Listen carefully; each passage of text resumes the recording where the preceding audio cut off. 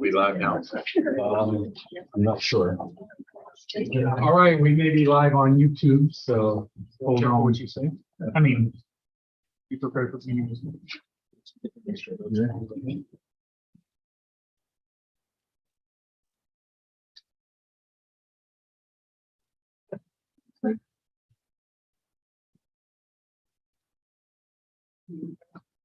No, it's in Oh. the jump drive.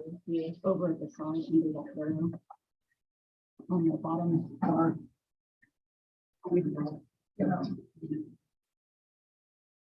Yes.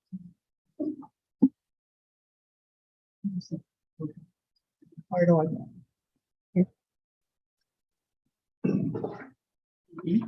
I think so. I think so.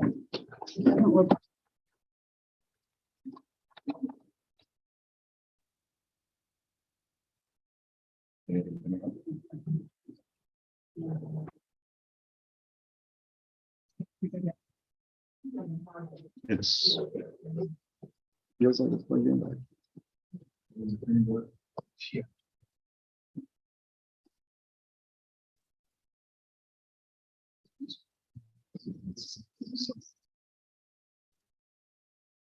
See, but I can't read it.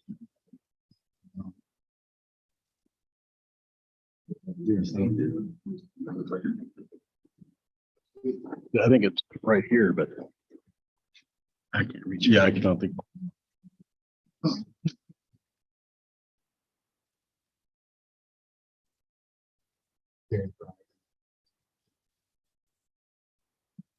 Yeah, that's the only one. You just have to and then put it somewhere on one of your shared drives and then on here so you can log in.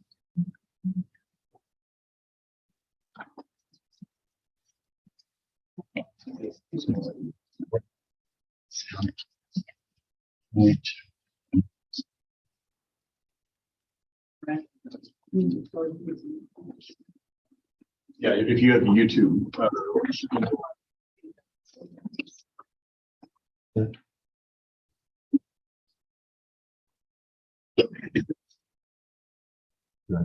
First, if you want.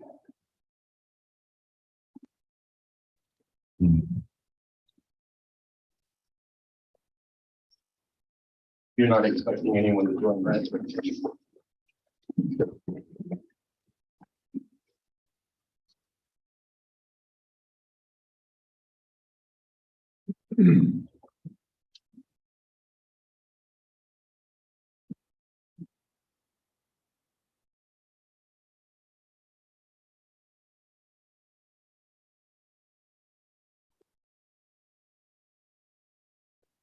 As we're waiting for Lisa to get caught up here, Mr. Rimmer, do you have any jokes that you can tell or anything? Nothing's wrong with you. Everybody liking Thompson Boulevard? Get that road on first. But we were already launched. We're gonna put the lines have been started. They, towards the north end of the street, they should be completed within the next week. We could have weather got us back on one of those. It is different. It is nice, it's different. We started milling and overlaying North State Pier Boulevard, yesterday. So that's gonna be fixed here. I'm gonna work on Main Street. All right, I'm gonna be trying to get to the there are. Okay. There we go. We'll call the board meeting for October 25th, 2022. Welcome, everybody. We have a full crowd again. It's always so great to see so many of you join us. And we have a full schedule ahead of us. So I would entertain a motion for approval of the agenda. So moved. Do I hear a second? Sorry. All in favor, say aye. Aye. So in same sign. Do we have any citizens' comments? We have no comment. No comments? Okay, and so, Dr. Bates, I'm going to turn it over to you for introduction of new employees.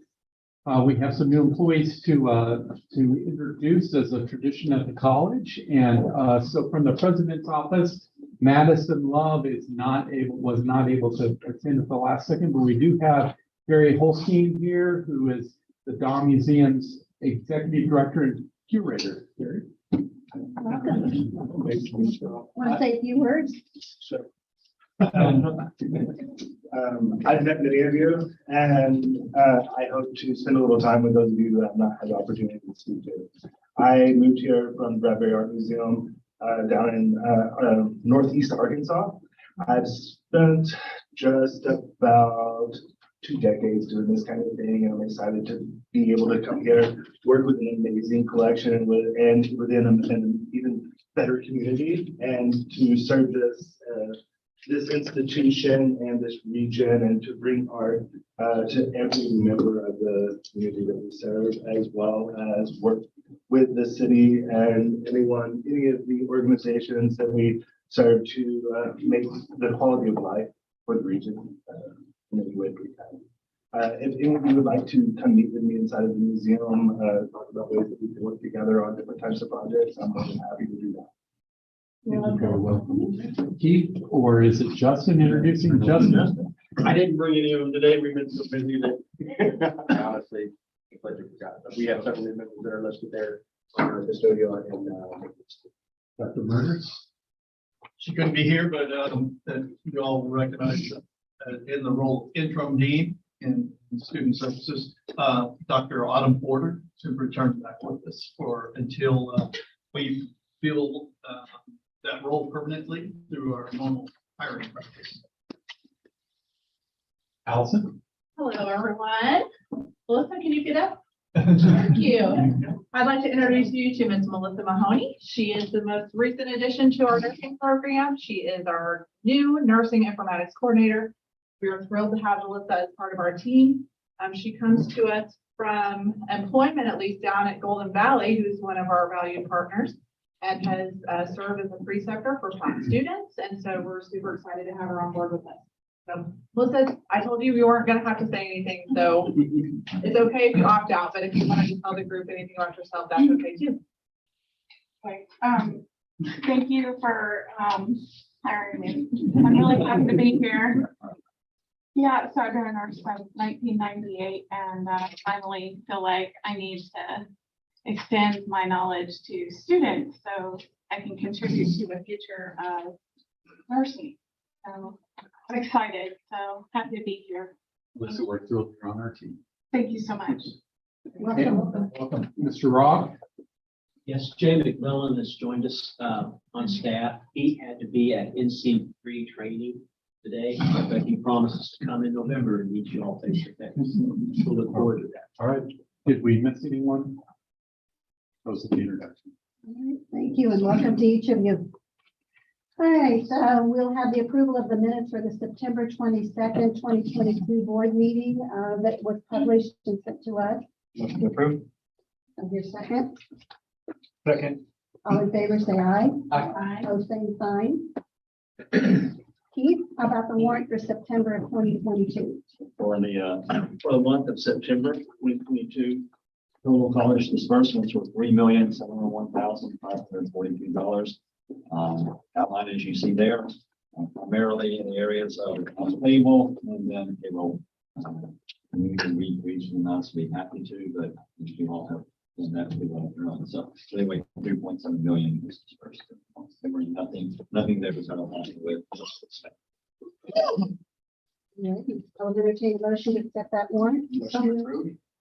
Second. All those in favor say aye. Aye. Opposed, say aye. Okay, ready for institutional report. All right. Our first report is on our dental hygiene program, and I'd like to introduce our director of our program, Andrea. What is it? Andrea. And sorry, be talking to behind me, but feel free to move. Also forgive my dress. We've been in and out of class and clinic today, but it was not real patients. This is not infectious material, to put your mind at ease. So they were working on typing it off today. So I gave everyone a handout to give some highlights to our program. I'll go over a little bit about this, and then I have the things I want to show you on this PowerPoint. Now, the PowerPoint is very, very clear, so it's not very exciting, but there were a few graphs I just wanted you to see that I didn't want to put on this flyer necessarily. And then this is one of the little ladies, and she's featured in the spotlight below, so she'll get to say a few words as well. So, okay, so to start, oh, look at that. Dental hygiene is a tier 4 program, which is the most expensive, one of the most expensive programs on campus. However, we have 5 times the amount of applicants to get into that program every year. It is a fantastic profession, and I'll go into that a little bit further. So the tier 4 program does not seem to be a deterrent whatsoever. And we are still competitive to all the other dental hygiene programs in the state. So if not below, we're at least equal to. So all of those things.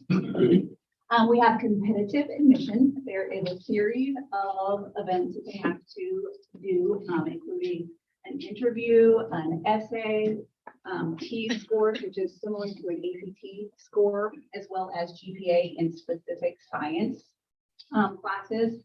We have a 5-to-1 ratio. We typically take 10 to 12 students, and we have 5 times that amount as far as our application rate. So the typical GPA is about a 3.8 of our students who are admitted, and it is 98% female. We've had in our last 20 years 4 male graduates.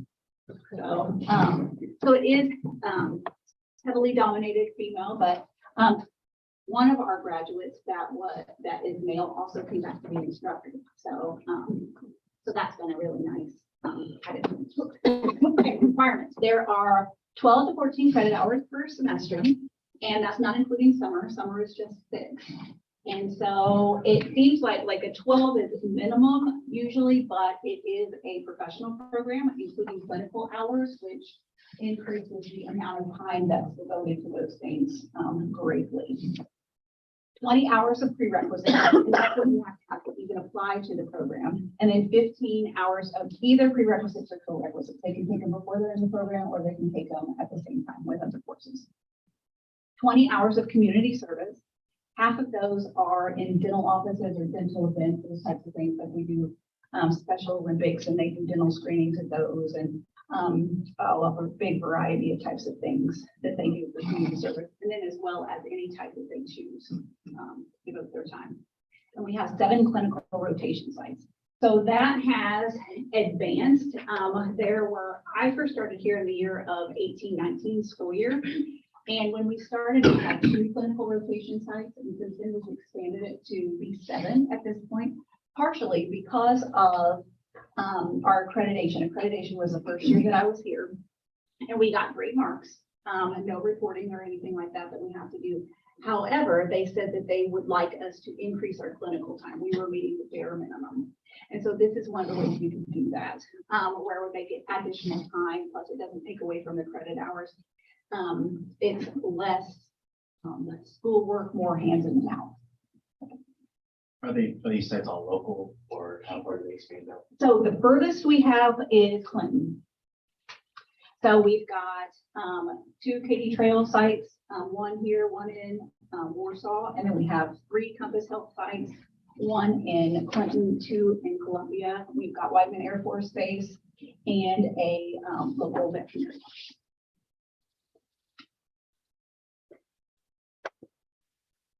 Okay, so through the pandemic, I want to talk a little bit about some of the innovative things that happened during the pandemic as far as how we survived this, because the pandemic was really detrimental to all the health science programs, especially dental. They weren't going to do in-person. Infection control was a huge thing, and it still continues to be, as it was even before the pandemic. So we were the only school in the state that graduated our dental hygiene students on time.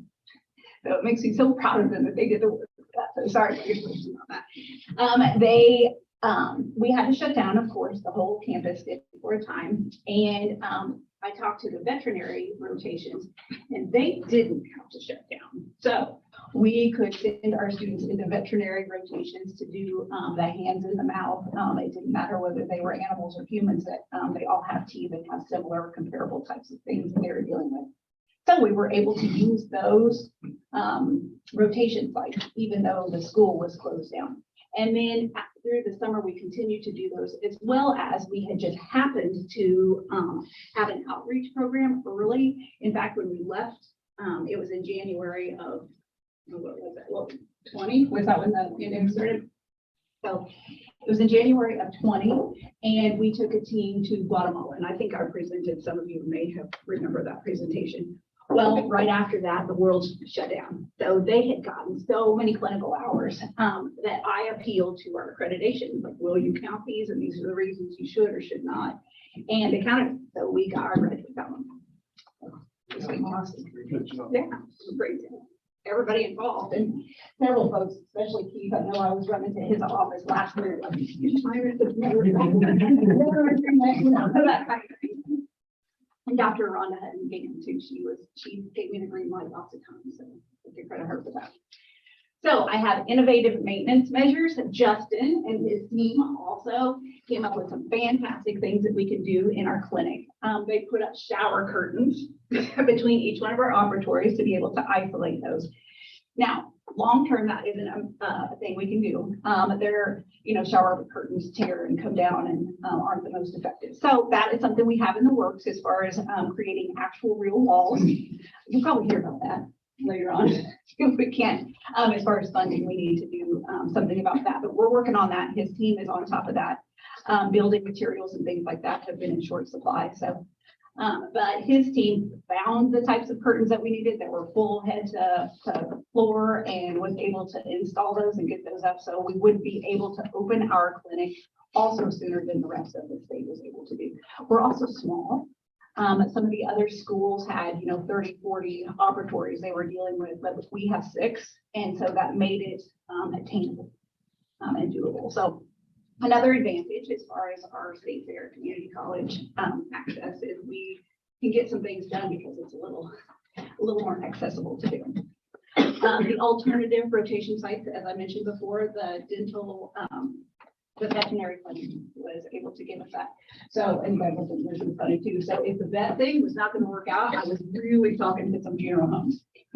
Like, it doesn't have to be living patients. That's it. So the students were like, we'll go to the vet. We'll go to the vet. So, but I was determined to get these students out and finished. So, and our resilient students and faculty. If I found a way to go left, they went left. If I found a way to go right, they went right. As well as they gave us ideas, everybody was open to everything. What can we try? What can we do? All of those types of things. So I really credit them during the pandemic. It's been a huge thing and a huge thing for the workforce. So, and continues to be. Okay, clinical services, this is all the stuff we're doing over there. We do other things as well, but these are the main things as far as the events that happen. So I know all of you have teeth, or at least even if you don't, you've got dentures. So we would love to see you all in the clinic to be our patients. And Alyssa needs some patients, so you can book with her. She's even here. So and it's very, very affordable. $25 for whatever they do that day. Doesn't matter whether it's a full extensive cleaning or just a partial, whatever happens. So, and it's just enough to cover our clinical supplies for the day. A little bit about that. So our scores and placement and salary. So I have some of the reporting things from before I was here, but I'm going to report just mostly about the last 5 years because that's the ones I was primarily involved with. But for the last 5 years and even other years before that happened, we have 100% pass rate on our national dental hygiene board exams, which this is a big deal. They have like 500 questions they have to do. It costs $1,000 whether they pass it or not. They have to repay if they fail. So it's a big deal. And so we wanted them like, let's not do this again. We're going to get it right the first time. We have 100% on our clinical dental hygiene board exams. They have not only a written one, but an actual physical one that they have to clean their teeth and have it evaluated, and lots of things go into that. We also have 100% placement employment for the last 5 years, which is a big deal. And we also so many of our graduates go on to school. They don't do just school, they do school and work. And so, you know, you don't always see that too. You think of placement as being, you know, one or the other, but they do both. So very exciting. We have program for you. So we alternate. That's one of the things to increase enrollment. We were doing 10 students every year. We have 6 operatories, but that left 1 operatory open for remediation or someone needed extra time. Well, I didn't think every class every year needed that, so we do an alternated. Some years it's 10, some years it's 12. And so we always have an open chair, but you might have to come in on your day off, kind of thing. So, so that's why Alyssa's class has 10, the junior class has 12. So their starting rate is $36.40 an hour. They never take it under 36 an hour. This was just our most recent graduates, but they get regularly $40 an hour starting. And I put hourly on there because in this profession, they can choose whether to work 3 days, 4 days, 5 days. So an annual salary isn't as telling as the hourly is. They also, and that's including full benefits and sometimes a sign-on bonus in addition to that. So it's a very good profession. And there is no difference between an associate's degree and a bachelor's degree in starting wages.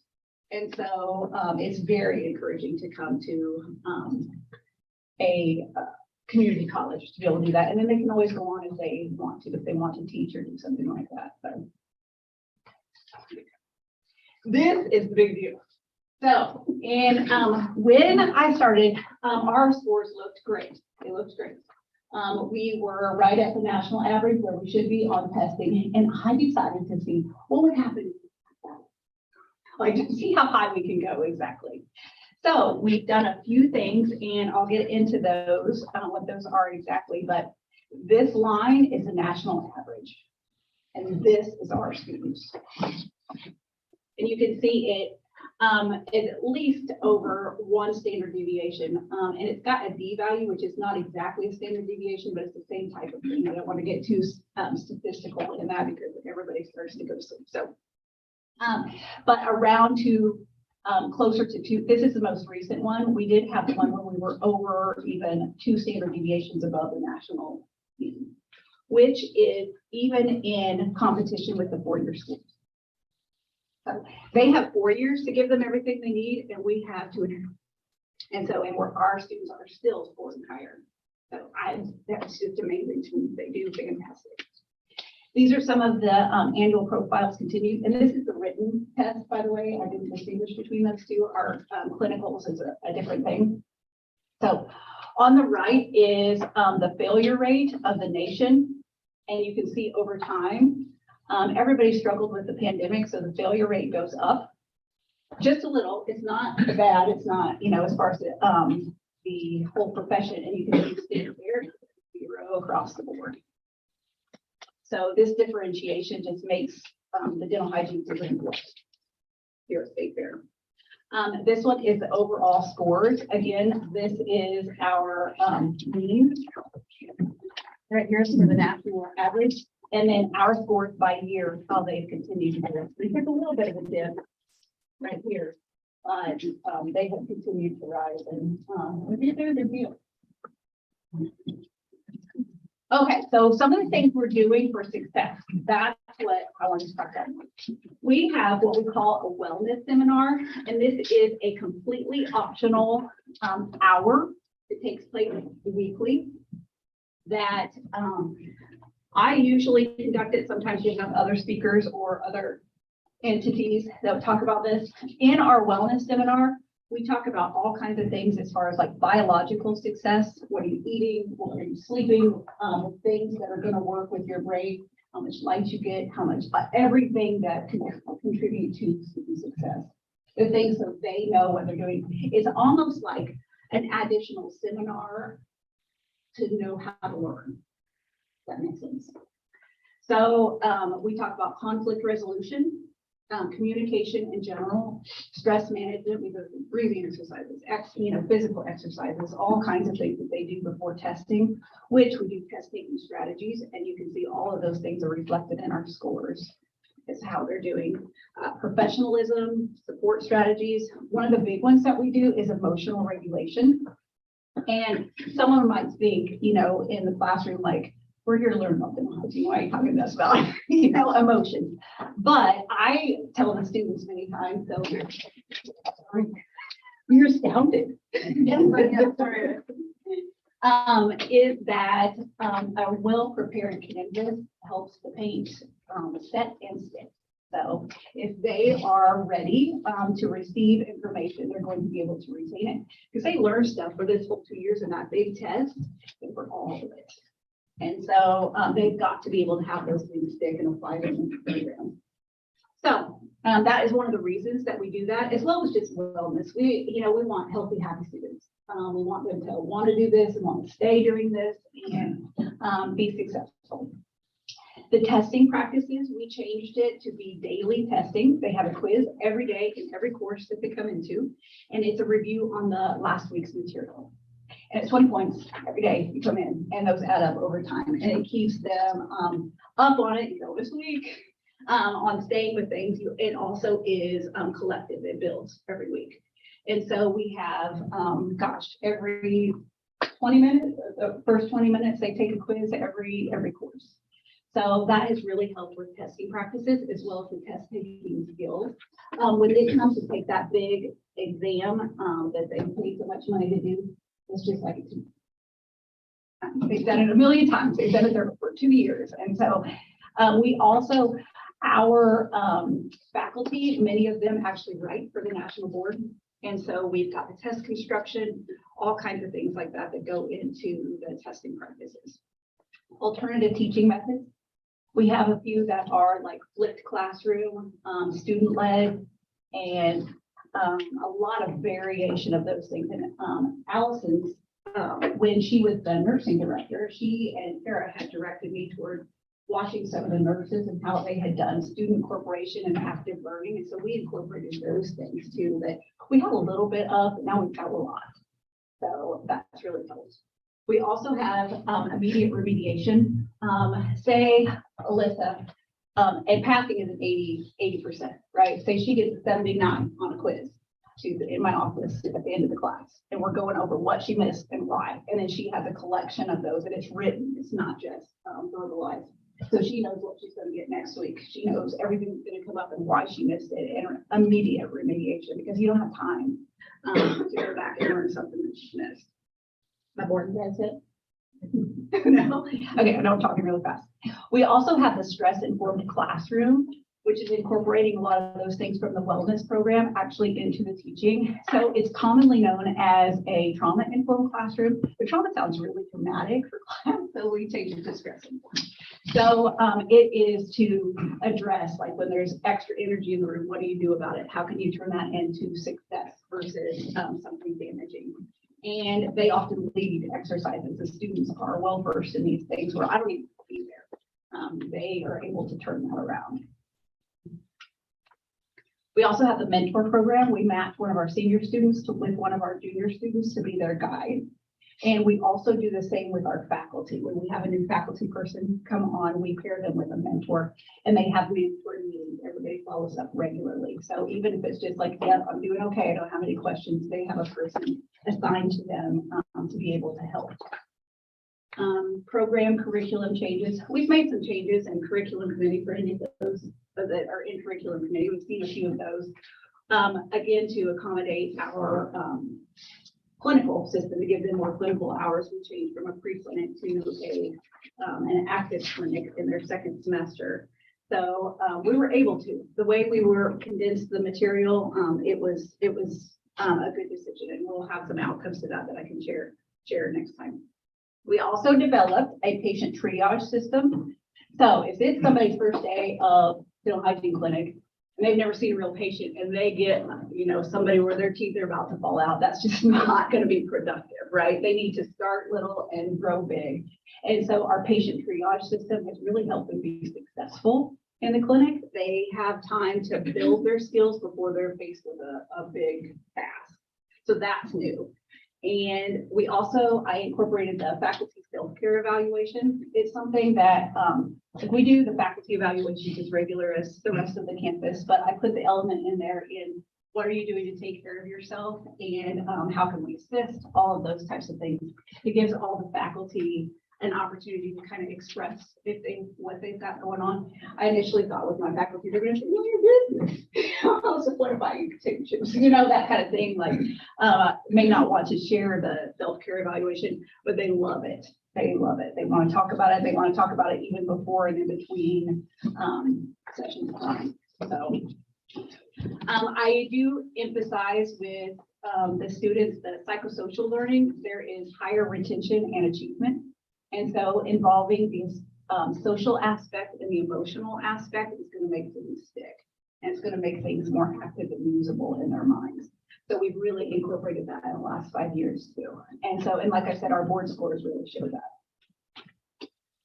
Outreach opportunities. So I mentioned the time we went to Guatemala. And then, so the 2021, that one's a little bit, so I didn't have any active students from State Fair that went with me on that one, or that I went with them. The students that went to Guatemala in 2021 said, we're going, even as graduates, we're gonna find somewhere to go. And so they invited me to go instead of me inviting them to go. So I thought that that was just a real testament to State Fair's success with those students and other, opportunities. And so, and we're also looking at Kenya in 2022, which will be this summer. So yeah, we'll be probably hearing more about that in the future. Yes, you're right. So, and actually I had done the needs assessment. I've already been to Kenya once in 2022. That's probably why I got confused to look at facilities and people and things like that. So we can have people on the ground and in place when we do bring students. So it will be 2023. You're right. So some of the things we're looking at doing is with the pandemic, one of the things that was changed was they had their clinical exam and they had to work on real people. And as you know, real people are not always reliable. One of our actually is an instructor now, I'll tell you the story. She had a board patient all picked out and you have to take them with you, which we always had to travel out of state. They were not holding one in central Missouri. The closest would be maybe St. Louis, but usually it was Iowa or Nebraska where our students would have to go. And they have to pay for their patient to get there, and their patient has to be reliable enough to get there. So this instructor had her patient picked out. He was perfect, and she was calling and calling, couldn't get a hold of him. And the day before the test, he answered. He was like, "Oh, sorry, I'm in jail." And she was like, "Oh dear, how do I get you out of jail to do this test? $8,000 to do this, it's non-refundable. Doesn't matter if your patient doesn't show or what the deal is." So, so stories like that we wanted to cut out. And they have just this year, it starts in December, the licensure is accepting typodonts now, which are the fake teeth little. So because of that, we don't need to have the identity of the patients or our candidates hidden with our small facility. So we're eligible to be a host site because they just take the teeth down the hall to the people to be evaluated. They don't have to actually walk in. So anyway, there's a lot more that'll go into that. I'll be working with the administration folks to get that started, but we are eligible. We are looking at a dental assisting program potentially. We have submitted a grant and we're waiting to see what kind of outcome we may have with that. So with the dental assisting, remember how I told you it was a 1-to-5 ratio? What happens to those 40-50 kids or students? We're hoping that can be a pickup. They can at least be doing something and maybe go into dental hygiene later at some point. Losing students because we don't have availability to them is something that I wanted to try to eliminate. And administration, Allison has been fantastic with this grant. So she and Sean, our grant writer, have been wonderful. Our partnerships, all of our new spots, we're looking at changing dental office or changing veterinary offices. So if you have any ideas as far as a veterinary location where our students could rotate, let me know. I'm willing to do those things. Our expansion with the dental assisting program and all of the services that we're able to promote and do. We also are looking at, so we're in discussion with the Missouri Dental Board about what the needs are and if they can provide any funding, if there is another site where we can put more people. There's such a shortage of dental hygienists in Missouri and across the nation, honestly. So it would be a really good opportunity, I think, for State Fair. I'm gonna talk more with Dr. Mergers and Allison, and that's on the agenda for growth, as well as our walls.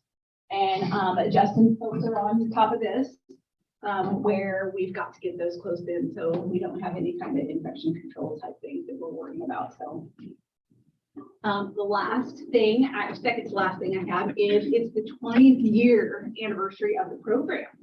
So you're invited. It's gonna be a big party. Mary's putting it together with me. You know, she throws a good party. It'll be December 9th, and it's a luncheon, 11 to 2. And it's not sit down, it's a come and go as you please. And we'll have drinks and appetizers and huge door prizes. We have, it's fully sponsored from an outside agency, and lots of all of our graduates are invited, plus their employers. So it should be 200 to 400 folks, plus you guys. So it's a big thing, put it on your calendar, and I'll get invitations more solidified. They're probably gonna be e-invitations, so watch your email for that. And then we have Alyssa. So I will let her speak. She is our one of our senior dental hygiene students, and she was selected, of course, her outstanding clinical skills, and she's a local. So I'll let her talk a little bit about herself. So any questions for me about the dental hygiene? Absolutely. So come see us, be patient. We would love to have you. Yeah. Hello, my name is Alyssa Hagan. I am from Sedalia, born and raised, and I graduated at Smith Cotton High School, just here in Sedalia. I'm going to be the first generational college graduate in my family, so that's accomplishment for me. I chose State Fair. Like, have you ever done something on Facebook and you're like, oh, this is a good deal. This is the jackpot. So that's how I feel like I hit the jackpot school. I had a lot of opportunities. I found out about Trio, using a laptop, and finding out about other schools I can visit. So this is why I chose the school. It's familiar for me too. And I also found out these little nice things that comes with it. The dental program has changed my outlook on life completely and on myself, because there's things that people will ask you about the mouth and you're like, you're asking me of all people. Like, I'm the student and I'm so used to asking the questions, but it's nice to be able to answer those questions. After I graduate, I'm not really sure what I want to do yet, but I know that I'm looking forward to the Kenya opportunity in Africa next year in June. And there's also travel opportunities.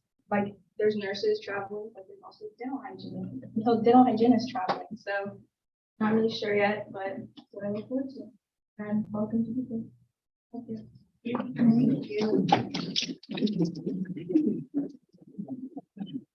Thank you. Makes us get all excited, you know, that we need to sign up for this class.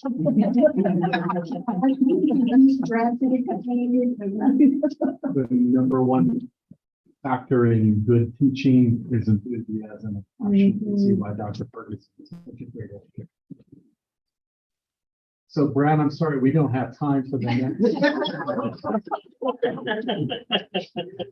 But next, we would like Brad Driscoll, who's our program coordinator for the agriculture program, to talk about the plan for our farm. And we have news to announce that as of Friday, we have closed on the farm. State Fair Community College is now proud owner of 200 acres immediately to the west of our campus. So we're really excited about that. So thank you, board, for pursuing that and approving that. Now, what are we going to do with it? Well, guess what? Brad's got some ideas. We have distributed in the packet that plan. Brad's going to go over it. He gave me 5 minutes. That's what happened the last time I followed dental hygiene. Brad, All right. Well, first, thank you all for having me here this evening. Thank you also for supporting agriculture like you do. This is really exciting. I was actually talking to Mary earlier today, and we're talking about when I started here 12 years ago. One of the first things that we talked about was we need a college farm. We need some place to do the hands-on piece of what we do in the classroom. And so we've talked about that through the years, and finally to get this opportunity, I think it's extraordinarily exciting. Very excited about this. So what I want to do is give you a little quick overview of the program, the importance of that, and then talk a little bit about kind of what my vision is for this farm, how I think we can use within our program, and some of the expanded programming we're looking at moving forward. As you all know, agriculture is the #1 economic driver in the state of Missouri, period. Missouri Department of Agriculture recently released an economic study that showed that agriculture has $94 billion to Missouri's economy. Extraordinarily important, and we play an important role in trying to provide a workforce to that demand. 2008, we can think back to that and remember how, unemployment went up and things like that. Agriculture still had jobs. Agriculture was the one industry that actually did not shed jobs during that time. And I think we hear a lot about the economy and the potential for economic downturns. I think agriculture will continue to add jobs. There's simply not enough people out there to fill the roles that agriculture demands. So just a brief overview of our program, and I don't have a fancy PowerPoint or anything for you, but we do serve, actually look at data today to get current numbers. We have 108 students in the agriculture program. That's up from 101 last year. We offer 4 associate applied science degrees in the program. Those are in agribusiness, agronomy, animal science, and horticulture. We do also offer a professional certificate in agribusiness, and then we have several transfer students. We're a little over half of our students actually plan to transfer to a university once they complete an associate of arts degree here at State Fair Community College. Actually, it would be, so we currently have 41 associate of applied science students. Those are students obviously going to be going to work as soon as they get out of school here. We have 2 that are pursuing that professional certificate I mentioned, and then we have 65 that are planning to transfer to university. We send several over to UCM. A lot of students transfer over there to complete a bachelor's degree. Several that go to Northwest Missouri State. That's very popular for a lot of our students. Then we have several that go to MU and Missouri State and Springfield. So that's our 4 biggest sending schools as far as my program is concerned.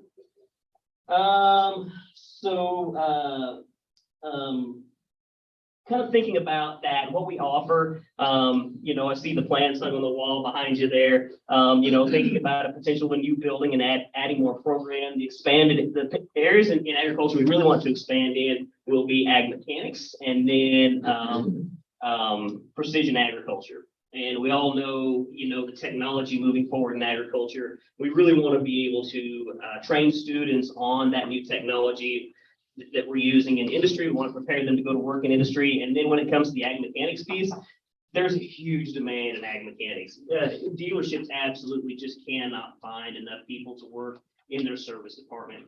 I had an interesting discussion with someone the other day, a manager at a dealership, and he was talking about, this was a John Deere dealership, and he was talking about some of the folks they actually get from the Deere program in Fort Scott, and said, great program. Those students come out there and they really have all the technical pieces. They know the computers, they can hook up the diagnostics, they really get that piece. He said, but when you start thinking about your ag mechanics program, he said, I want you to keep one thing in mind. He said, those students tend not to be great at turning riches. He said, they know the computer piece, but they've lost that side. And so those are the kinds of things that I really want to make sure we focus on moving forward with the new programming is, not losing sight of those, how do I change a bearing, or tighten the chain correctly or something like that, integrate that with the new technology. So we want to make sure we keep all that stuff together. And then, of course, the piece that everybody's most interested in, obviously, is the farm. Extraordinarily exciting to have 200 acres to work with. I sat down with Dr. Bates and Jim Cunningham back in the spring, and they said, hey, this is kind of what this is looking like. I want you to start thinking about this. Put together what your vision will look like for this and how you will utilize that 200 acres. And so if you had a chance to review that document that was in your board packet, hopefully that kind of explains it. And I'm not going to go over every detail. If you have questions, please ask. I'm more than happy to answer any questions you have about that document. But my vision is that we have a full working farming operation, and that will be a cow-calf operation, small cow-calf herd. That would be a row crop operation. That 200 acres has about 40 acres, more or less, that is currently row crops. We like to put that in rotation and again, utilize crops that are being utilized in our service region. So we can really demonstrate to agriculture and, farmers some of the things that they can accomplish. There's really three pieces. There's really three things I think about the benefit of having this working farm, or this demonstration farm.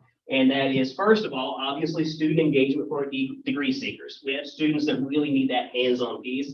And this is going to be such a cool opportunity. We can get students out there and get their arms in the back of cows. I mean, they can learn to preg check. They can get the AI certifications. We want to work with some embryo transfer. We want to use rotational grazing systems. I'd like to follow cattle through rotational grazing systems with small ruminants like goats and sheep, which is becoming more and more common practice.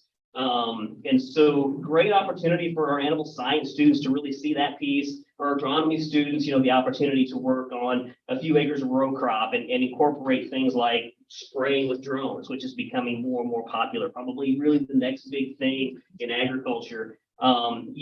Grid sampling, field mapping, yield mapping, all of those things are things we want to incorporate in that and let students actually get out there and be involved in that, do and see that piece.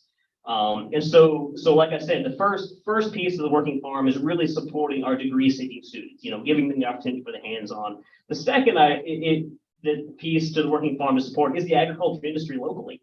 This is a cool opportunity for us to partner with some of the ag industry. And for example, somebody had asked me here a while back, about harvest. Well, we're probably not going to buy a $500,000 combine that, 40 acres beans, right? If you guys want to buy that, I'm great with that. But the fact is what a cool way though to possibly partner with some of the local dealerships, with Crown and Ag Power and Site and Strickers and some of these groups, to bring their machines in and let them have a demonstration day. Let them demonstrate their newest technology to farmers and help us out with getting those crops out like that. So that's just one example of some of the potential industry partnerships I think we have an opportunity to pursue here. Really, the industry partnerships are limitless if you stop and think about it. And so industry is number two. And then the third key piece, I think, to the farm is engaging the community. Obviously there's people that don't make a living in agriculture and maybe are a generation or two or three removed from the farm. And we feel like we could have some really cool deals on the farm that they can participate in. We even talked about, wouldn't it be cool if part of that corn, part of the corn we grow, we have a corn maze, and we do something in the fall and we invite the community in and have kind of a learning opportunity for the community and engage them, let them see some of the things we're doing on this farm. So like I said, I just think the opportunities are really limitless. We can do so many things. Great way to engage degree seeking students, industry, as well as the overall community that we serve here. So that's kind of my vision, what we're looking for. Again, hopefully you guys have got some questions for me and I can tell you more what you want to know rather than me just continuing to talk. Are there specific things I can answer for you or questions you have about that?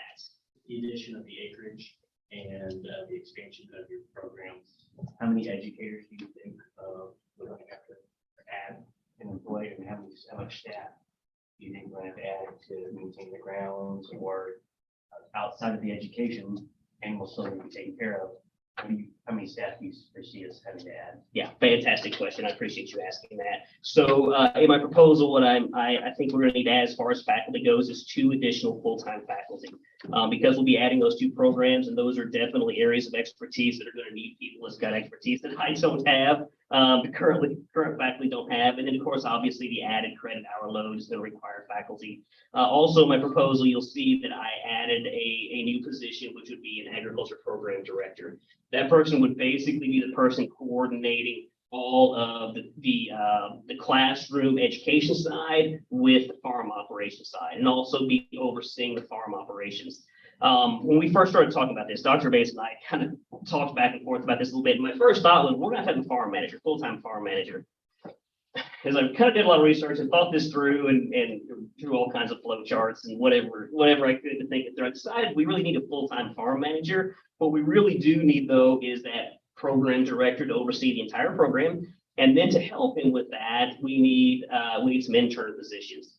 And again, this goes back to the education piece. We can have a program director and then have him help have some help from some intern positions working on that farm. Great opportunity for students that maybe haven't had an opportunity to work on a production operation to actually get out there and do that and do a lot of the hands-on work. Like you said, you know, cows got to be checked every day, right?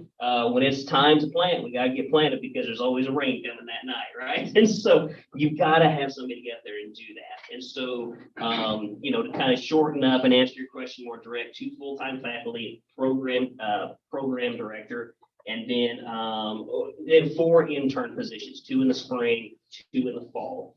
And the other thing that we do have, which will help with this also, is with the Ewing scholarship, the way that's set up, we actually have 6 fellowship positions in that. Those are students that get scholarship dollars, but also can work in the ag program for so many hours a week. And some of those can also be working on that and be part of that labor piece out there. So that's kind of what I put in the proposal. Does that answer what you're asking? Okay. How do you see veterinary services? I mean, you don't have any veterinary, you know, on staff, or I mean, how do you see that happening?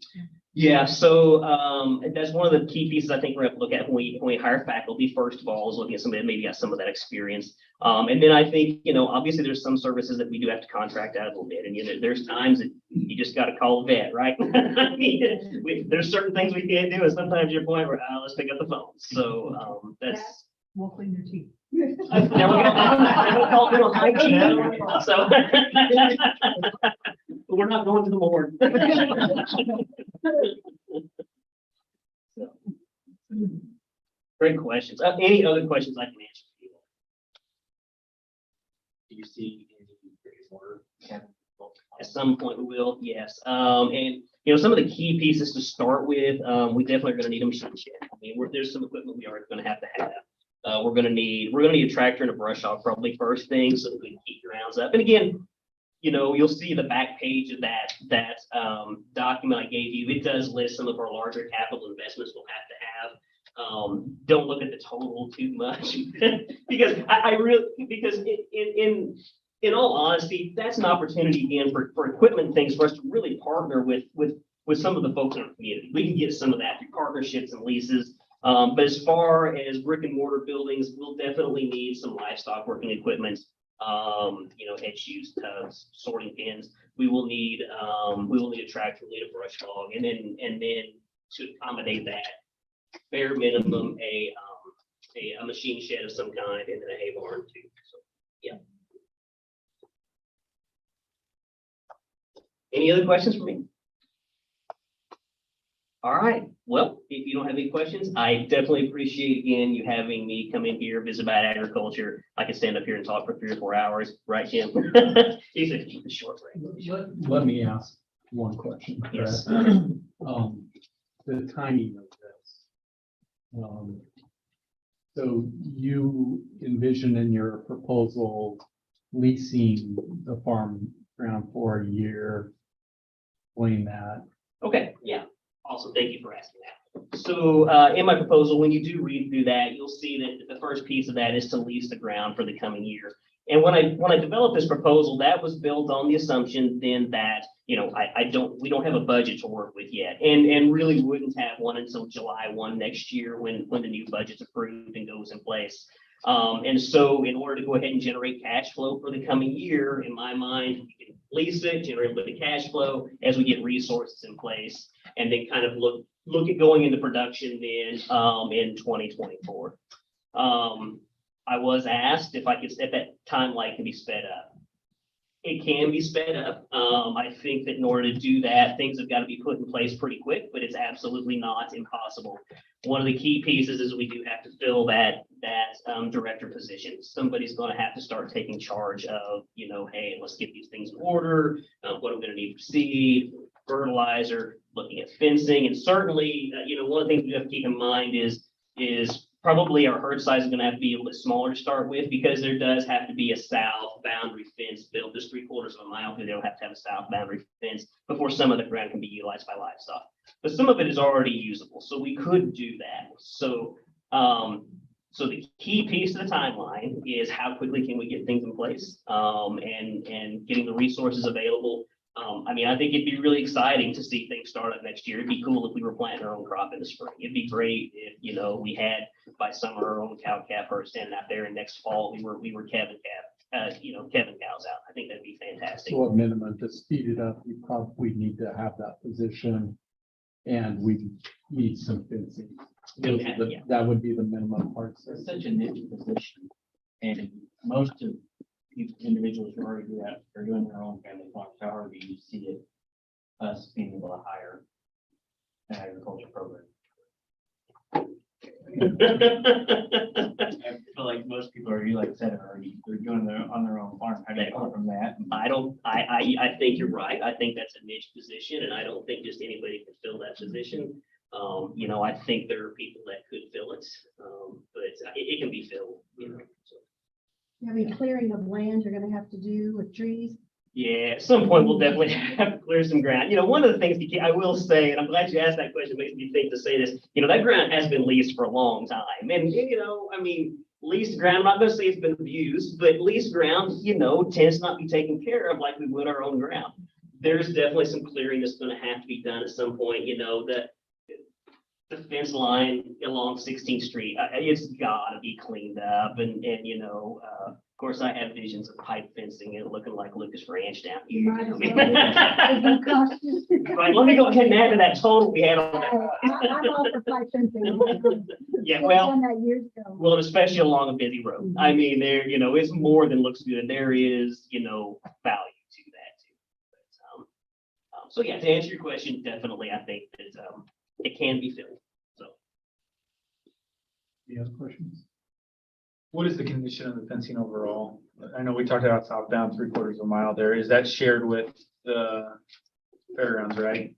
On that line? There is no fence on the south. But it's shared, we share that, correct? Yes, yeah.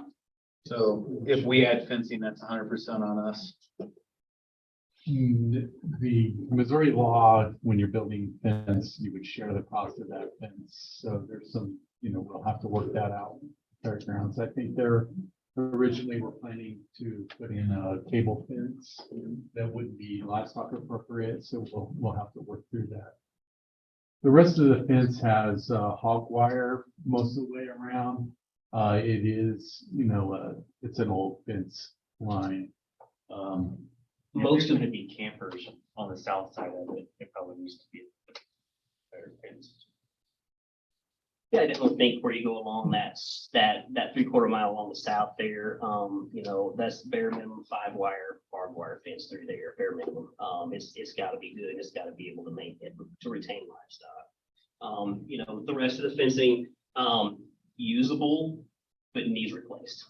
So, it's old, it's got a lot of repairs, and I mean, if you fixed fence much, you know what that turns into after a while. So certainly some of that, again, back to the dozer piece and clearing some ground, those really need to be pushed out, some of those. And again, as we do that, that's really kind of another opportunity for us to look at how we're going to use it and maybe relocate some interior fences to better suit our needs too. So how does that affect our timeline if we try to speed up, partner with them on that southbound fence? Would there be any issue there? I don't think so. I think the state fair is wanting to move quickly to it. All right, any other questions? Thank you all again. Appreciate the opportunity to come in. Thank you. You have your Thanks. work cut out for you, but I'm Absolutely. excited. There's a lot to do, but it is exciting. I agree. Thanks. So it's the institutional reports. Okay, so Dr. Bates, legislative advocacy. In your packet, you will see that we have details about the legislative advocacy events at each of our extended campus organizations. There's also a tentative or a kind of a draft of an agenda. We'll flesh that out. The idea is to make each of those at each campus kind of specific to that region, in that area. You'll notice that some of our legislators are listed at multiple sites, and, we'll give them the option to where they want to choose, and they can come to them all. Really what we need, most, urgently, I guess it's not urgent, but, the next order of business is we need a volunteer from the board members for each of the sites. So, if you have, an idea on a site or a date that works good for you, if you could email that to me or say it now. I'll be at every one, so whatever.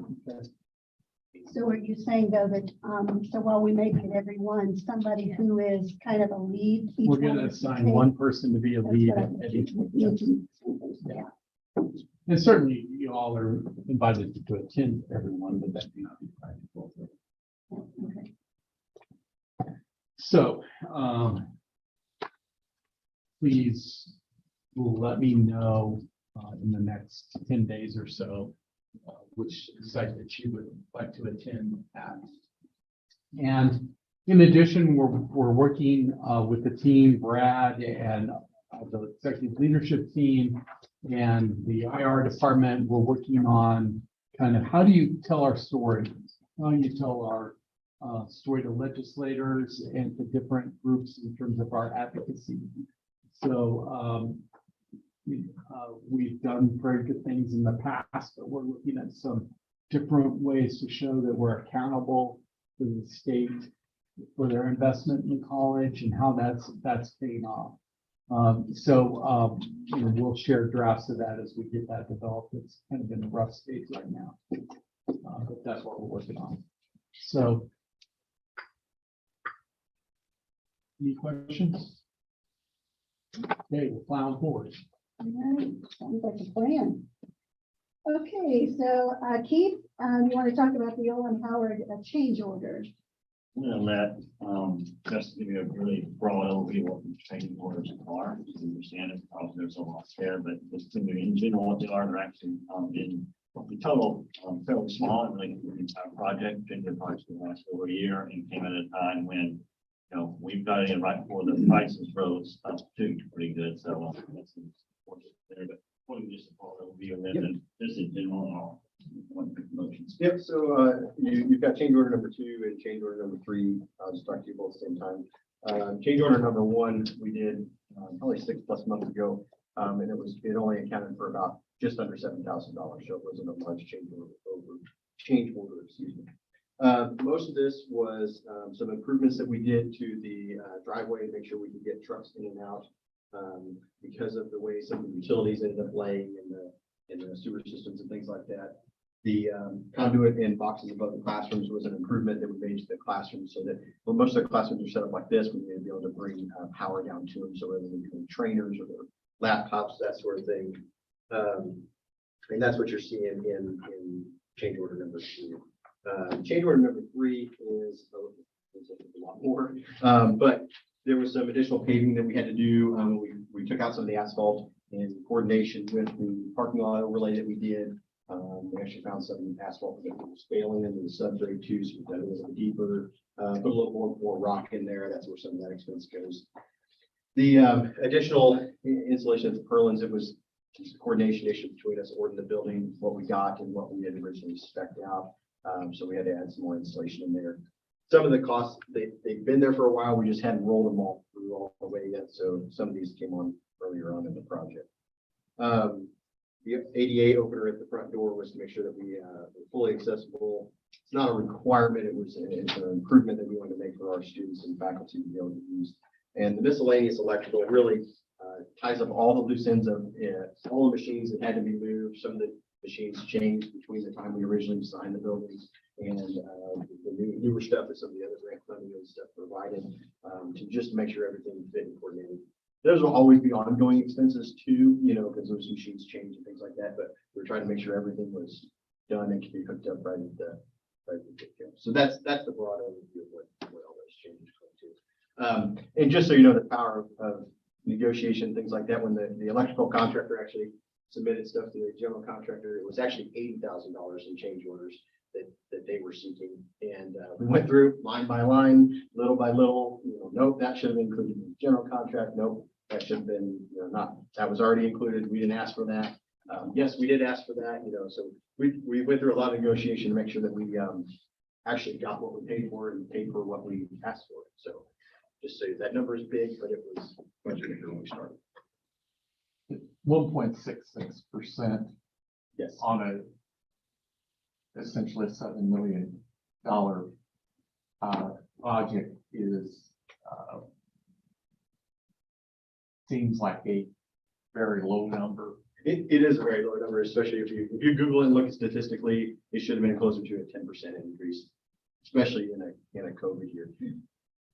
I've told you before, we made them order lots of things ahead of time. We paid for stuff ahead of time that wasn't even here yet to make sure that we didn't have some of those increases. There were costs that, weren't necessarily in this construction budget, but those were like overruns. We already knew that they were going to be outside. We took them outside of the general contractor scope, so we didn't have to pay any markup overhead and profit on those. But any time you build a project that scope, there's going to be something that comes up that you really anticipate. So in the grand scheme of things, 1.66% is probably the more significant number to look at. Yeah, I think we did really good. It was a big team effort to do that. So is there any specific questions on any of those change orders or line items? I'd be happy to answer them too. Will this be the completion of all? This is the completion of the change order. So basically the next step at this point is we'll get these adjusted on the pay apps. They will probably submit their final pay app on the first of November, and we will pay that. And then we'll make the determination at that point if they've completed enough of the warranty stuff and the things that they're supposed to complete. We'll pay off the retainage that we've been holding on all of these pay apps. But none of that will take board action. It's all funds that are already approved to be expended. Hopefully then all that'll happen transpire before your November board meeting. And we'll probably just for a formality bring you a request for basically like a simple resolution just saying that you accept the building and the thing approached officially, and that's when exactly. Thank you. So you heard from Justin. I'll just I can give you both changes at once and I'll do them individually. But you've got one change order for 51,846.51 that Justin described. One of the things about this too, there are sufficient funds in the loan amount from Cedar Rapids Bank Trust to pay these. The reason that is because when we got the original amount, we also got $500,000 worth of income in from the CDBG, which was able to pay for that. So essentially we had excess funds in the project fund because of that. So there are sufficient funds to pay these on any account reserves and things like that. So we have that funding. That's what we're on this. So the first one is 51,846.51. She described. The second one is 55,751.76. Rich already mentioned the overage for the total for the project was $114,569.62, 1.66%. So I asked that you approve change order number 2 and change order number 3 payable to order of those builders. Motion to approve change order number 2. Second. Are we just doing number 2 or doing both? Let's do them separately Yeah. because they're on the agenda separately. We don't have one. Yeah, I just noticed there was no line for the motion. That's what I'd ask Dr. Bates, but we can do it separate if that's the way you would prefer it. Okay, so for number 2, then we have a motion and a second. All in favor, say aye. Aye. Opposed, same sign. And then change order number 3. Motion to approve change order number 3. Second. All in favor, say aye. Aye. Opposed, same sign. Okay. Keith? Well, so the next one is we keep buying very nice machines, very nice equipment for our various programs. Both of the, I'll go with 11 and 12. The one we want to talk about funding, both of these are both sales funds that were carried over from fiscal year 22, the one just ended. These are the funds that the state gave us at the end of last year, and we're now spending them this year, so it allows us to report, where that source of funds. So So most cells 2, these remainder is 22. So that's what those are. So the first one is for precision machining technology. And you want to talk about it, Mike? Well, I would just add, yeah, this is the carried over funds. And originally, in the grant application was a Haas 450. We have been able to pick a 500 for the same price that was in the budget. So it's kind of our advantage. We got a little bit more modern equipment on that. So that's a good thing. And then the other piece is precision measuring for our precision measuring lab. That is an NC3 piece of equipment and will allow us, the students to earn industry recognized credential by using. That's all. So the first one, item 11, it's recommended the board of trustees approve the sole source purchase one Haas CNC 500 5-axis vertical machining center. These will complement the 5-axis machining centers we already have there from Haas. It also fits with some of the Arcane certification for a total price of $149,531.75 from Haas. As we described before, it is being paid for from road sales to grant funds. So, request your permission, approval for that purchase. Entertain a motion. Motion to approve. Second. Second. All in favor, say aye. Aye. Opposed, same sign. Item 12, an AMI certification kit. Snap-on tools, and it's recommended that the board of trustees approve the purchase of one Snap-on industrial AMI certification kit for the use for our precision machining technology program and our industrial electrical maintenance program for the total price of $62,225.04 from Snap-on. This pricing is actually taken from Snap-on has a contract with the state of Missouri for preferred pricing for educational institutions in the state. So the pricing comes from that contract with the state. We're allowed to do sole source on that for that reason. And funding is also the loan sales to grant. Request your approval for this purchase.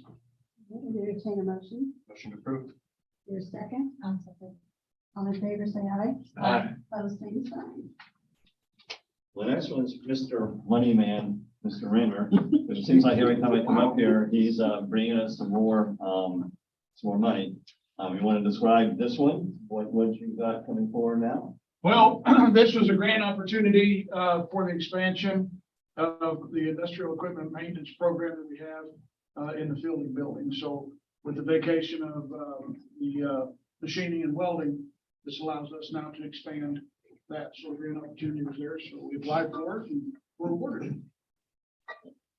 So that, and we're, thanks for coming to these meetings and doing this. No. He's contributed a lot to both Yoic and now to Fielding. So appreciate that. With a little more background, Missouri House Bill 3002 and the Missouri's 23 DESIC budget did allocate $5.5 million for the construction improvement of your technical schools. For design, renovation, construction improvements of them, priced at 50% match to get these. As you mentioned, we did apply for a loan. When we worked with Justin, we looked at the amount of the area within building that's going to be dedicated to CTC program. This has to be for, not just zero percent, but actual CTC specific large portion, and decided that there was approximately 850,000 worth of spending we'd be doing on that. So half that would be 425, which what we requested, and which has been granted. So asking your approval to allow Dr. Bates to accept these funds for the construction and renovation of the CTC. Just to be clear, it's not a loan, it's a grant. Did I say loan? It is a grant. He was more loud. Yeah, thank you for that. A grant for the $455,000, which will be met with our local funds. All right, would entertain a motion. Motion to approve. I hear second. Second. All in favor, say aye. Aye. Opposed, same sign. Thank you so much. Thank you for all of that hard work you're doing. Keep it rolling, but we appreciate it. All right, Dr. Bates, about the board meeting, future date changes meeting. Due to conflicts with holidays, we're proposing moving the November board meeting to the Tuesday, November 22nd, and the December board meeting to Tuesday, December 20th. We anticipate having a work session at the November board meeting. And So at that time, we're asking for permission to move those dates.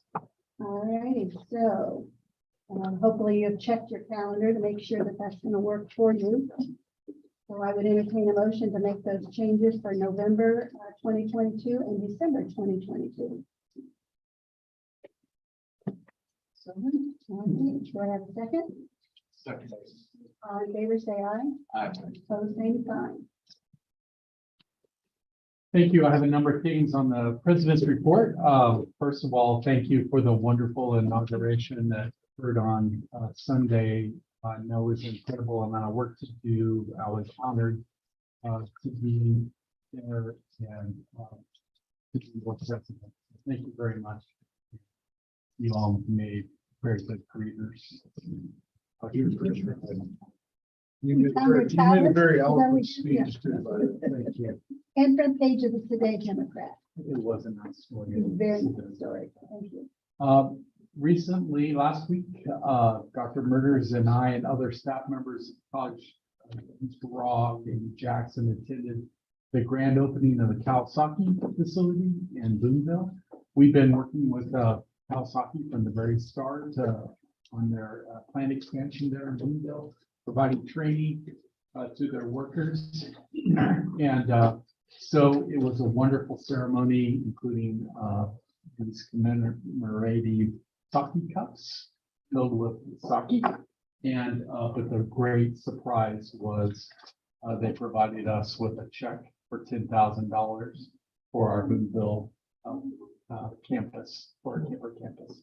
So it was a wonderful surprise that that money will be deposited in the foundation and we will find an appropriate use for it at our Boonville campus. So we want to thank Kawasaki for their support, and we look forward to working with them additionally. In the last month, we've been engaged in planning for the Center for Advanced Agriculture and Transportation Technology. You see some draft kind of drawings and pictures up there, but we'll be engaging faculty soon for the kind of final version on that. But as part of that, we will be seeking proposals for construction manager at risk. And so as those proposals come out, when they come in, we will we will have a committee to evaluate those proposals and to make a recommendation. So we need some volunteers, 2 volunteers from the board to serve in that role. I'd be happy to do that. I'll do it. Justin and Patty. All right. And so Justin O'Neill will be leading that initiative. Trustee Hubbs and Board President Wood and I will be attending the American Community College Trustees Leadership Congress this week. We'll be leading tomorrow early in the morning, and I have left Dr. Murders and Mr. Acuff in charge here on campus, and they're waiting for me to leave so they can declare a Vice President holiday. I was looking at that, make sure he's not gonna throw a party or something. There you go. Homework exercise. Yeah. We need to practice from that. Yeah. On a related note, ACC has this leadership event in the fall, in the spring. They have a legislative event, and so do you all receive this magazine at home? Yes. For some reason, I have not. okay. Yeah, mine comes Patty's here. comes to the Oh. college. I don't get one. It comes to home. I got mine. Tom? Yep. Richard, do you get one? I get one, but I don't know that I've seen that one. We'll have to check on it, but at your desk, I made a copy of the story about the National Legislative Summit. And it gives some steps to do for the board to do to prepare for that. I additionally copied an article that included some legislative issues federal issues for community colleges, just to highlight that. But we need to start identifying our team that we take to that summit. So if you all could check your calendars. The date is February 5th to the 8th in Washington, D.C. Let me know through an email of your interest in attending, and we'll start planning that event. So it's an important event where we establish connections and relationships with our Washington legislators and also some bureaucrats as well. I want you to, we killed a ton of trees for this meeting.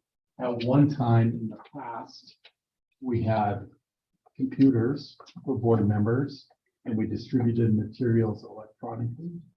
And it was, in the words of a staff member, Mr. Haverly, it was utter failure. It just didn't work out, but I know Tom prefers having digital materials.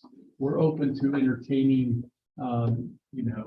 different options other than killing trees. So think about that in terms of budget. Do we need to think about budgeting for computers for board members or some other way we can distribute information more efficiently? I also want to mention that the marathon is out. And it's been mailed. You should have received it in the mail. This is a wonderful publication about the college. It takes an incredible amount of work. I want to recognize Mary and her staff and Brad and his staff for the hours and hours and hours that they put in to the marathon. But good job. And they're already starting planning for the next edition that's coming out this spring. Finally, I want to call attention, we have some calendar items in the board agenda, but one thing that's not on that is the Jingle on the Green.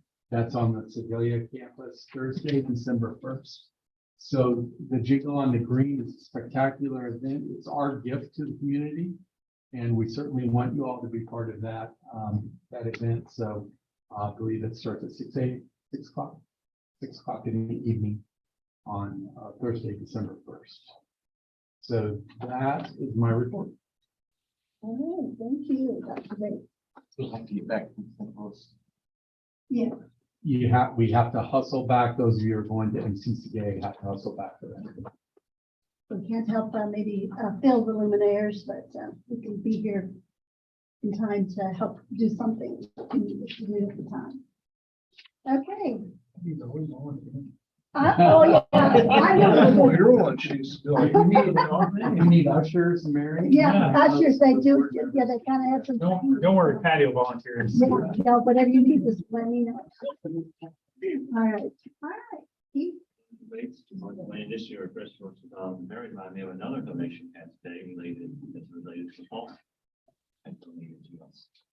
Go ahead. So Landman Kyle also donated to us today $2,000 from we closed with them. They were very considerate in the closing and essentially have donated back their fees to us. Which is our donation to us.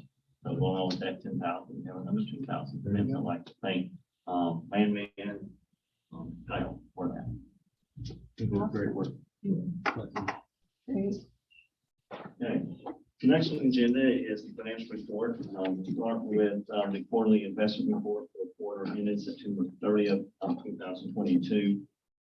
At that point in time, that particular day, we had $18,879,692 invested in either demand or time deposits. Obviously, since then, we've converted $2 million of that to a capital asset. And we've been buying some equipment with funds that have been forwarded to us, obviously last year from the state, but definitely than that. Of that, 57% was in demand deposits, which was earning a rate of approximately 3.05%. That rate will be going up most likely by 75 basis points in a couple of weeks. After that we'll see needs. And then earning a little less than that on the 43% that is in our time clock. As those roll off, we are not at this point, have not been reinvesting in any long-term investments. One, just see where cash is toward, two, we're earning good return after paying. Where we're going forward, I may look at looking as far as 2 years, so the 2-year notes are 4% now. And we'll probably start leveling out, respecting another 75 basis points in November, another half to 75 basis points in December, then a lot of talk maybe then we'll do some of the work pivot, but with class pivoting early next year, maybe just quarter point or so. So we'll watch that. I mean, until then, so, there any questions there, but this is here's everything we're invested in.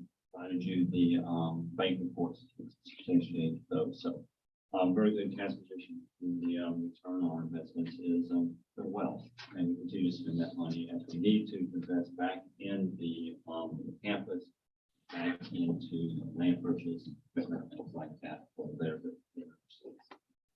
The actual monthly financial report so now that what we've ended first quarter of the year. If you look at that, you'll see that our revenues were really when I watched it, I would look at our tuition and fees revenue. That's the primary variable. The rest of it is somewhat predictable or else not as material. And you'll see about 67.5 million tuition and fees, about 48.2% of our budget. I prefer to see that around 49%. So I'd say I'm about 0.8% off. As you know, our tuition was basically flat last year, which is good. Our actual enrollment in terms of credit hours for our mix was leaning a little more towards in-state versus the in-district versus out-of-district. So the actual revenue mix is, probably about 0.8% below where I see it. That's only about $50 maybe. So we make that up in a lot of other places. So it doesn't worry me. Our retention rates are very, very good the last couple of years, semester to semester. So I don't think, again, that's a material change in our budget. Our expenses are looking in line with what I expect from a budgeting standpoint. You can see they're obviously above last year. Our payroll's gone up, but they are expecting to be from a actual budget standpoint. So nothing here to cause us to change any direction we're going right now. Questions? Thank you. Thank you so much. Okay, so board discussion. What's on your mind? I'd like to commend the band and choir concerts last week. So were really excellent.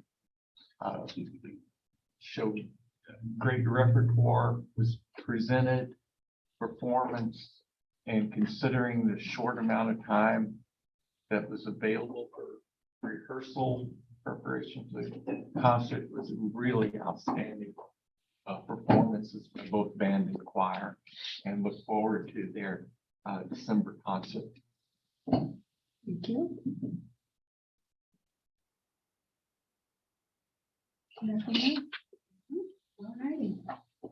So, Well, yeah, you have one more? we need to get together with Jolynn some on our scheduling and strategizing for meetings with legislators when the session begins in January, and even some communications.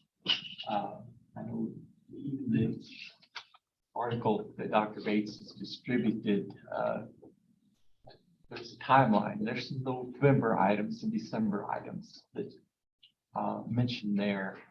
And we do need to have our agenda points, talking points, narrowed down, and we're going to need them. We need to have that done fairly soon.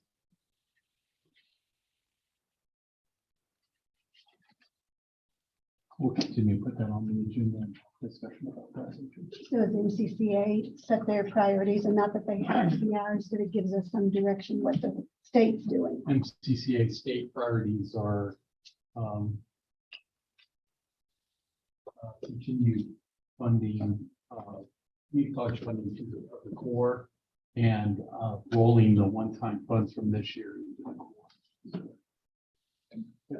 And I think we had in institutional reports today, a couple of stories that we as board members can now share about what we're doing in dental hygiene, and maybe if funding from the state is such, we could look at expanding what we're doing and talk about the expansion of the agriculture program, and that would be, and that expansion is made possible by continued support community colleges through the state budget. So we have some specific examples that we'll be able to highlight that would support the general, that there's maybe a statewide priority, but we say, well, here's the type of things that we look like in our service area, and in the areas that our representatives and senators represent.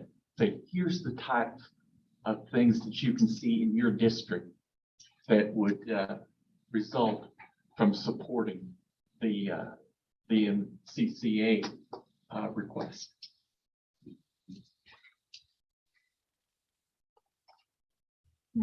We had a couple things, I guess. Update on the signage up front, and where we're on hook, where are we at in that process? We'll be considering those options as part of the budget process, so. I couldn't remember where we sit on those. Yeah. And then same thing, bus storage, marketing on the buses that are sitting there. Are we, any thoughts, plans around that, or that's where they're gonna store for now, or? So sorry. Yeah. I was gonna look to you anyway, so. We do lease 2 covered facilities over at Winchester Storage across the way. We had a third, but just cross reasons, I went ahead and let the third one go. We'll keep 2 over there. That will winter some of the buses over there, especially the ones that will be the primary first ones out. And then those will retain there. Once the CAT building is done, the CDA equipment would move out that direction, and potentially any extra buses, then at that point we would have some additional space out there for them. Longer term, in a couple of years, if we can build an additional facilities building out there, we would get rid of the storage units. We would house them in a larger metal building out there in that general. And I kind of pointed out after the meeting, I think we put the aerial and just kind of talk through what some of our ideas are that we still have to fund and bring. So that's the bigger picture. I talked to the CDA director this morning. We're going to move the yellow bus in a little bit further, just so it's kind of mixed in amongst the other buses, and so that the semi is more front and center with its logo. We have been working with Gill Signs off and on to get some logo stuff designed on the buses. We've been back and forth. We start down the road, we get busy with other stuff, and I'll get back to it.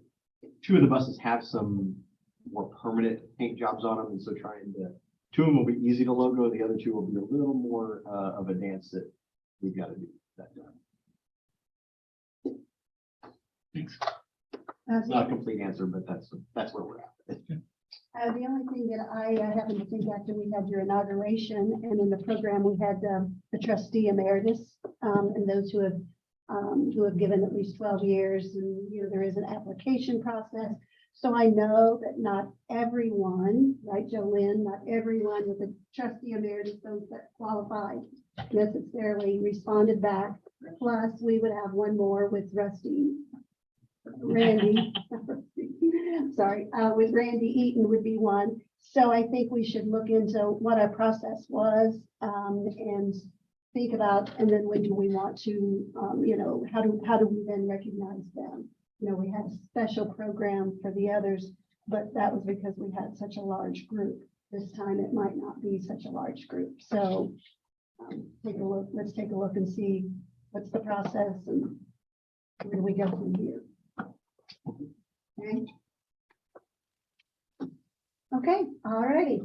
Well, it looks like we are ready for closed session. So it's recommend the meeting be adjourned to an executive session pursuant to RSMO 610.021. The Board of Trustees of State Fair Community College has a meeting closed session. And we are going in for A, lease purchase or sale of real estate pursuant to RSMO section 610.0212. And then B, hiring, firing, disciplining, and promotion of personnel pursuant to RSMO section 610.0213. And so we'd like to request Dr. Murdoch to stay. So I heard a motion, Brett, all right, and do I hear a second? Oh, Tom, I'm sorry. All right, and so we need a roll call vote. Amy Richards? Yes. Tim Carr? Yes. Justin Hug? Yes. Tom Olam? Yes. Richard Parker? Yes. Patricia Wood? Yeah. Thank you very much for staying with us this evening. I know now it's, yeah. We do that, we'll come back out afterwards. And we'll come out of the session. We used to do that in Zoom only because. Okay, quick break.